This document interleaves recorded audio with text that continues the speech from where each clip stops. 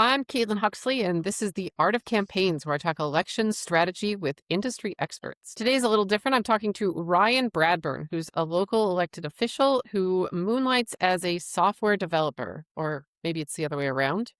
Thanks for coming on, Ryan. Thank you. Thank you. Yes, yes. My unpaid job would be as an elected public servant.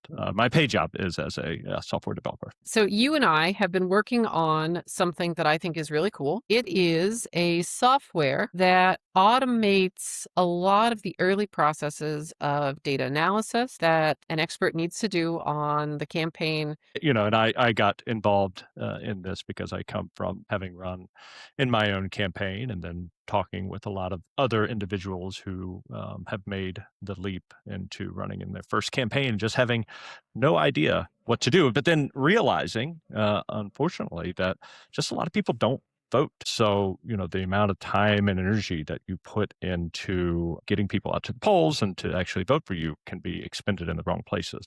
Yeah, you and I actually met at first via Reddit, I think. You'd made a post about some early targeting software that you had created, filtering out the voters. I think you were assigning them stars, like 5-star voters always Yeah, vote, 4-star voters sometimes do. Then those 1 and 0 stars, like just never ever vote. And, basic is all you need sometimes.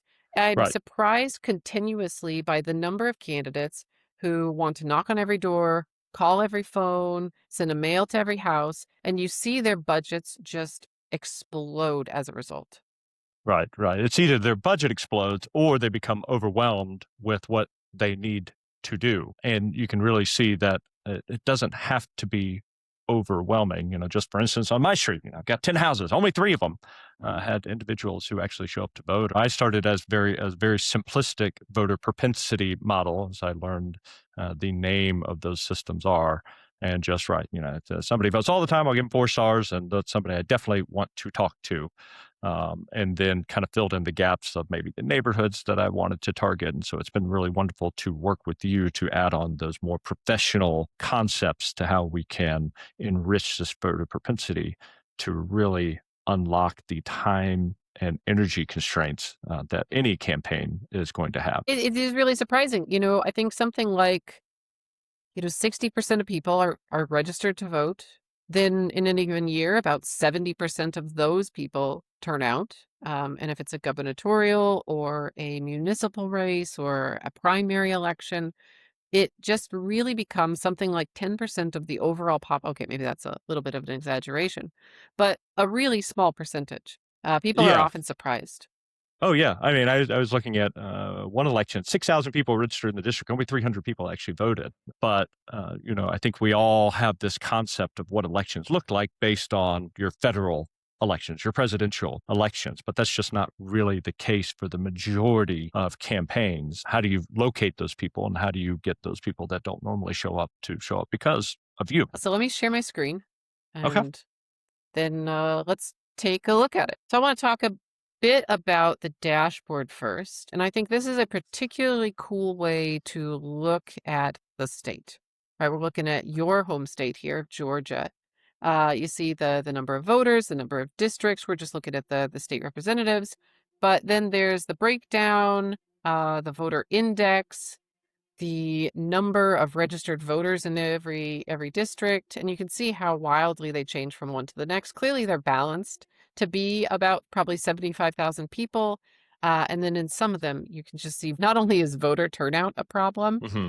in these districts, but voter registration is also clearly a serious problem. You can see really easily how tight the margins are in these even races, right? The GOP is up 300, down 300 over here.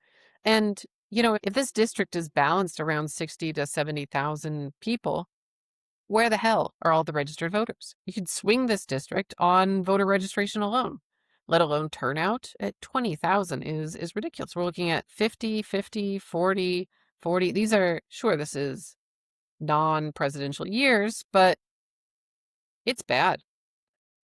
the lean districts are worse somehow? Yeah, it's been very surprising to me to look at this from a broad scale. So, for me, since having not been in professional kind of campaigning, just the change that a quality candidate can make, but also just some of these districts, like this House District 52, which is not an uncompetitive district, that there is no candidate running in that race. So that's always been Hmm. one of my goals of this software, is to help with candidate recruitment. That is not so overwhelming to do these races, because I think it's just really important that you have people running in campaigns, because I believe it results in better outcomes and governance. But this has been really eye-opening to me to look at the districts at this level. Yeah, if you look at the even ratings here, it's District 37 here is even, right? The GOP is down 300 and no candidate was fielded. I mean, there's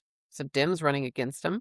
But if Mhm. you look at move it a step away, again, the deficit here is extremely low with a GOTV universe that's significantly higher and no candidate fielded.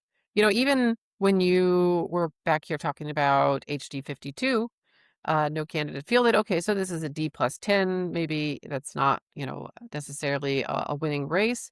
But when you look at the numbers and the likely turnout, it's so low, and the GOTV universe is higher than the GOP deficit. It's technically possible, even if it's going to be an uphill battle. And, I find strategically, from like a 30,000-foot view, if you run somebody in this race, the opposing party is going to spend money. Mhm. In a lot of these races, if you are an incumbent and you are unopposed, you don't stop raising money. PACs don't stop giving it to you. You maybe aren't raising as much as you otherwise would, but that money tends to flow out of your coffers and into your neighbors, into the other representatives that you like, that are next door, that are maybe less likely leaning, Democrat districts. It really stops it up if somebody were running in HD 52 here. Shay is going to be significantly less likely to donate her campaign war chest away to other candidates if she has someone, coming against her. Right, And right.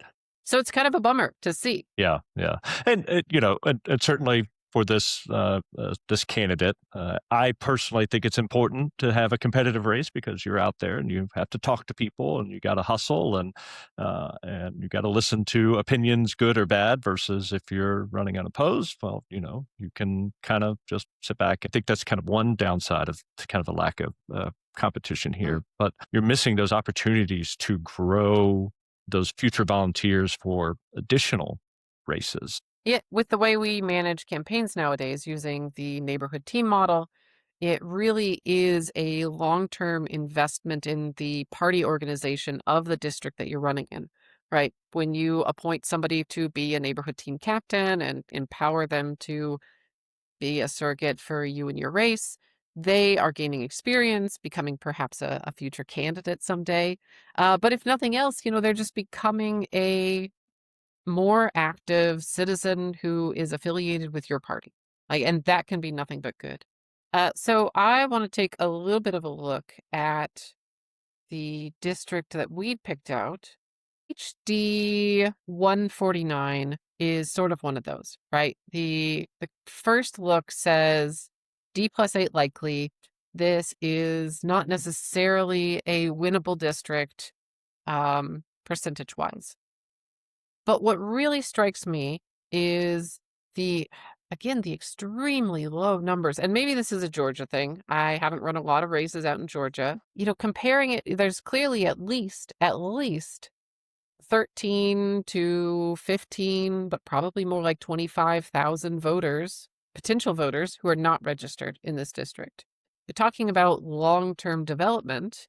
If if you did nothing else with your campaign but recruit and train volunteers, organize them into some sort of neighborhood team structure, and focus 100% on identifying non-registered voters who are Republicans, because you're running as a Republican, and then recruiting them to come out and vote, you might actually make a serious difference. There's a bunch of folks who aren't registered to vote.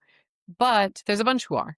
And so if I'm looking at this, our buddy running in this is running as a Republican, like we said, and he's got 335 versus 665. I'm sorry, 6,500 folks.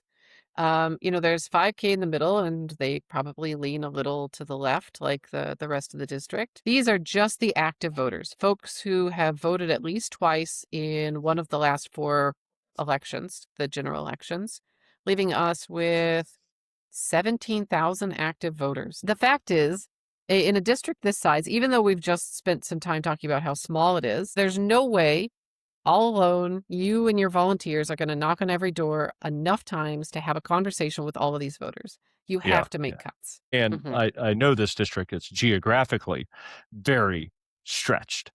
So just even the logistics of moving bodies Yeah. around to talk to all of these people is a challenge.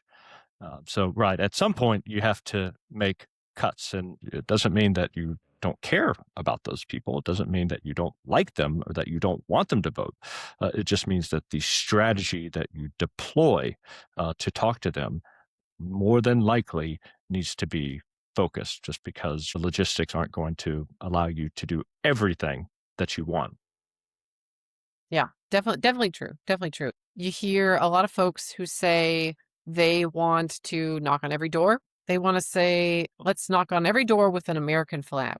But it's really important to know what you're doing. And, we've laid it out here. You can see phase 1 volunteer recruitment. That's when you contact these folks. And so if you want to knock on every door, that has to be part of your strategy. And like you said, the logistics of these districts are sometimes a little ridiculous. The geographically, they're quite large, population wise, quite small, and getting around to all of these, stopping at another house can mean 20 minutes, uh, only to find out that the people there don't vote won't vote for you.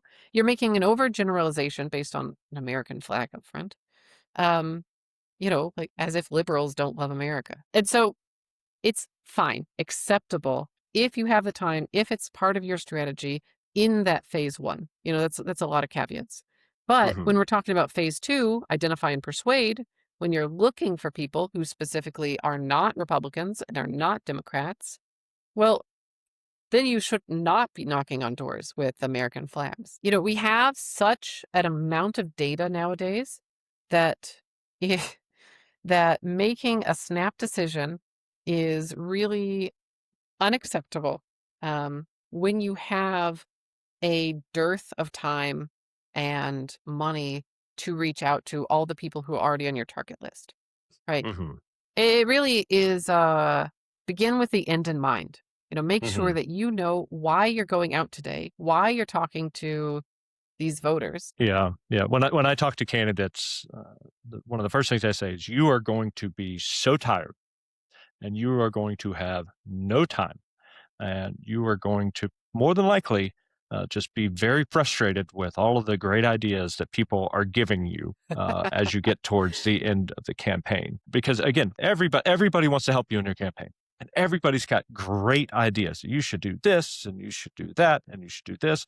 So it's just really important to kind of lay out a strong rollout plan for your campaign ahead of time so Mhm. that you don't get into those traps. That's actually a really good point. What you hear a lot from these volunteers with good ideas, like you say, Hmm. is you need to focus more on yard signs. We should do sign waving parties. There's nothing proven to be more effective than direct voter contact, and so Hmm. that's what this entire tool is used for, right? It is to identify those people who turn out every time, most of the time, who they are, how to find them, and how to use them on your campaign, which is why we've actually added the next section here, a campaign calendar, organization building, right? You're focusing on growing your volunteer base.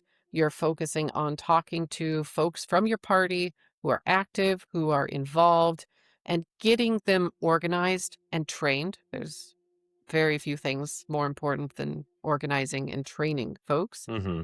and getting them structured in a way so that your campaign can grow at scale your ability to contact voters. We're talking again about how hard it is to get across the entire district as, one team of volunteers. And so Hmm. focusing on meeting those people who are going to be integral to your organization when it comes time to ID and Persuade or to GOTV, it's just invaluable. Hmm. Yeah, the at scale part is something that I think a lot of people miss. Some people may consider this district to be small, but for one candidate, this is almost overwhelmingly large. So you have to have those people to help you. Otherwise, there's just no way outside of just pure luck that you're going to win this race. So the next step here is to take a look at the implications of that, right? The first stage here really is voter contact, right? We're looking at using a neighborhood team model here to identify clumps of voters in areas around the district. The way I recommend is sending a blanket text, something to everybody who's on your target list. It's a real cheap way to engage with a large number of people quickly, and then following up with a phone call to those folks who don't end up responding to your first text. A text, some calls, and then setting up some meetings can really build a quick organization. And you can see, based on the number of folks we have, we're looking at about $200 per text. If nobody answers, you're looking at about 28 hours of calls, a far cry from driving across the district for hundreds of hours of door knocking. Being able to cut those people off your list with a high efficiency, low cost contact method like texting, like calling, just really cuts down on the amount of door knocking you have to do. And again, because you're looking with this neighborhood team model, you're looking to identify one or two supporters in an area, train them, and then empower them to organize their own area. And it's Yeah. the exact same when we're looking at the next phase of the campaign. I talk to people and they feel cringy getting into this, having to do this type of outreach. But just what I remind people is it's your name on the ballot, Mm. and you need help, and what you're doing is important. So you have a moral reason for doing this type of outreach, is finding those individuals who are aligned with what you are trying to do for your community. So it's a little bit humbling to get into public service because your first time being on the ballot, nobody knows who you are. There's a small little group of people who know who you are, and you need a big group of people to know who you are. And so just having to put yourself out there. And so this is a really low barrier to entry to getting that ball started. Yeah, that's a really good reminder. And part of the reason why it's so great to have you on. It's been a long time since I was knocking my first door. And you really forget how intimidating it is for new candidates, for new campaigners, new volunteers to go door to door, right? Yeah. And that's why I cannot recommend training enough. There are Hmm. organizations like the Leadership Institute on the right, like Arena on the left. There's a number of resources from either, neither, both parties that you can access free on the web to get you comfortable. But the fact is that when you decided to be a candidate, put your name on that ballot, decided to run a campaign, this is what you signed up for, Hmm. right? You are signing up to be a leader. So lead.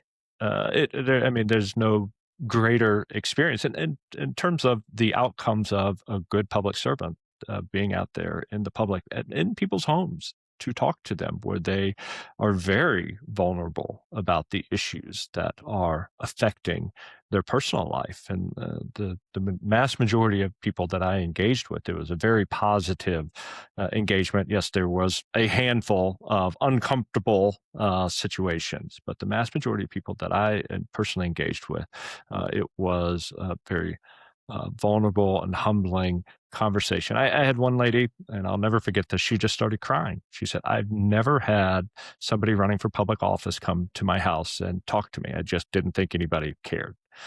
So it's certainly from a leadership and a service standpoint, just a fantastic way to uh, uh, learn about how best to serve your constituents. That's brutal. That's brutal. But you know what? That lady will vote for you Hmm. forever, no matter Hmm. what you do. Hmm. If you're on the We'll school see. board or running for mayor or Congress, I mean, you know, unless you ruin it. Yeah. That's good. That's wild. Hmm.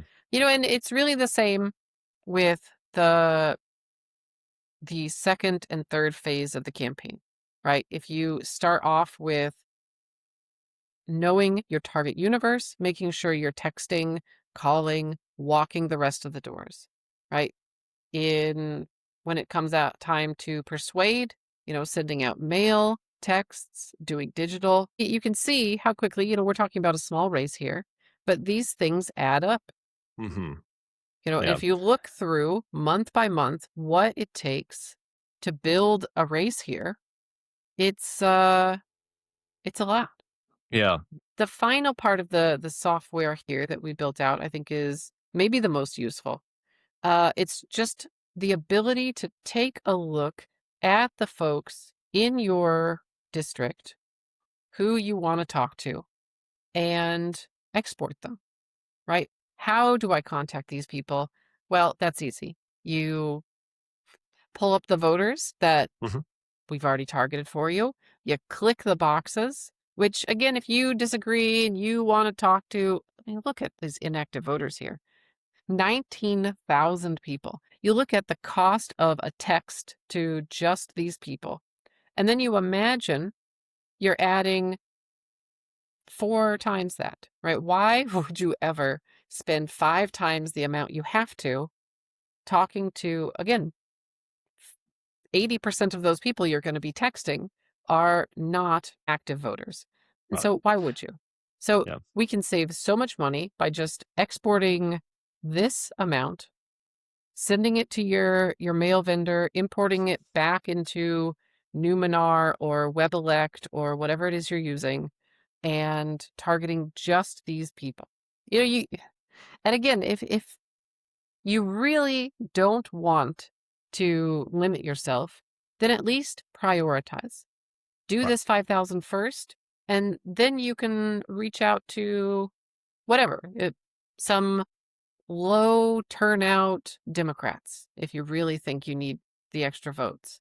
But the ability to prioritize, the ability to say, I'm going to talk to these people first, and then these people, and then these people, that turns a random campaign into a strategic campaign. Right. Right. And I also think it's important from the standpoint of trying to get quality candidates to run, so they can become very overwhelmed with I got to do this and I got to do this because when I look at federal elections, they're doing all of this, that, and the other. But for a race like this, it can be very well formulated and strategic. And so, the nice thing about the reason that I really wanted to build software like this was to help focus that decision making. So you take off that burden of decision making and allow the focus to be on that outreach. But this is what I've been doing for years for candidates, right? Helping them prioritize voters to talk to, do a bit of analysis of the voter database as a whole, look at who they should be talking to, when, so that they can spend the money. I'm really excited to make these techniques accessible through this tool.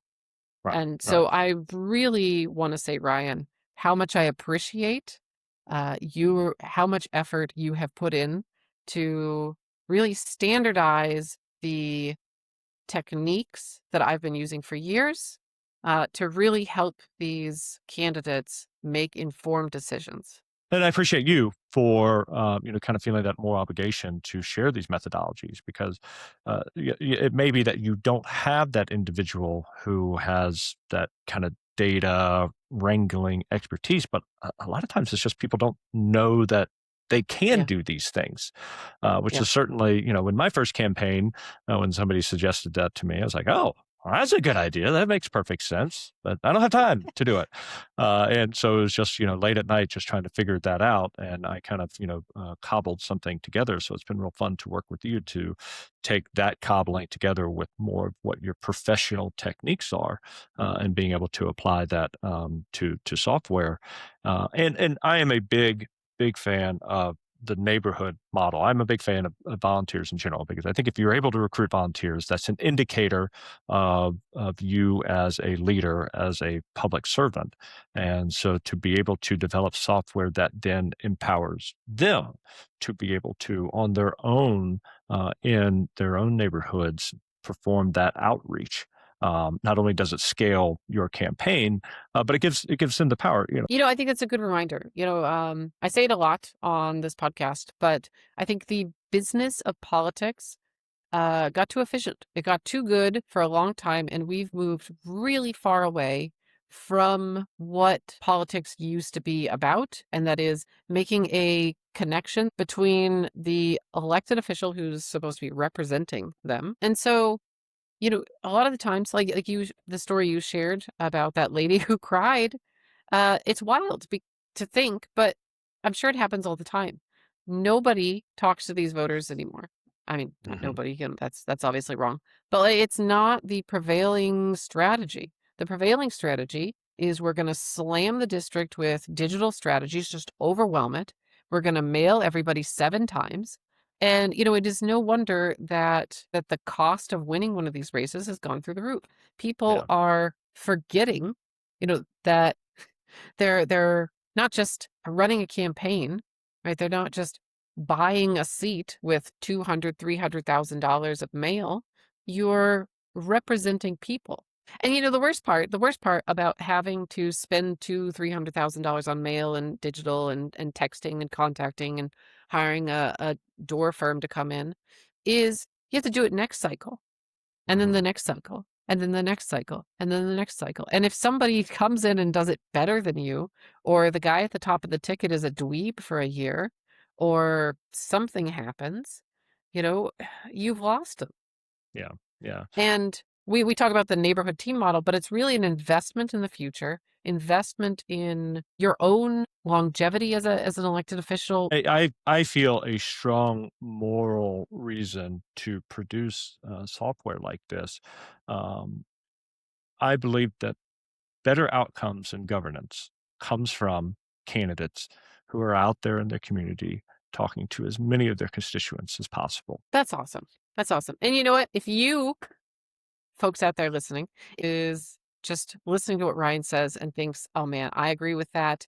That's exactly what I'm doing here. If you would like to get access to this tool, there will be a link readily available where you can go and sign up. I'm really excited to get this into the hands of more and more people so they can do the same things that we do, um, without having to pay high prices. It's nothing more fun than watching good people take on this journey. It really is the most rewarding thing I've done in my personal life, and I'm excited for you to make the leap also. Well, Ryan, thank you so much for coming. This was a lot of Yeah, fun. I think it's really cool to go through and take a look at one of these districts live, and go through the budget implications and go through the targeting. So thank you for coming on. thanks for all your help. And if you want to see one of these for your district, head on over to Bootstrap Office, scroll down, and fill this out. Ryan and I will get an email and we'll contact you super shortly. Super shortly. Yeah, oh, check it out.